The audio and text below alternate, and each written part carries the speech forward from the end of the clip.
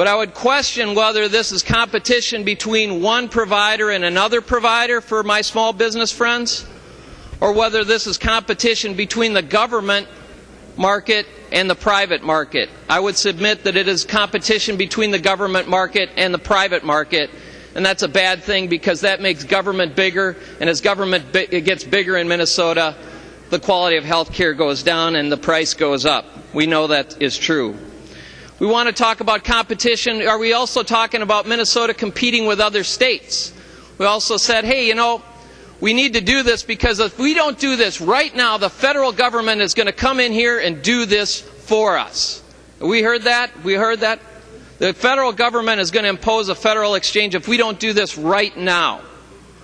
Well, we look at other states, as I said before when I spoke on this on the House floor, and we look at North Dakota, we look at Iowa, we look at North and South Dakota, Iowa, Michigan, Wisconsin, the other Midwestern states are not doing this. So you say, well, it can't be that if this is such a bad idea or to not go with this exchange on the deadlines that the federal government tells us that we need to do, that all these bad things are going to happen. If all of these other states are really not doing exactly what we're doing, do you really think that that is such a cataclysmic idea?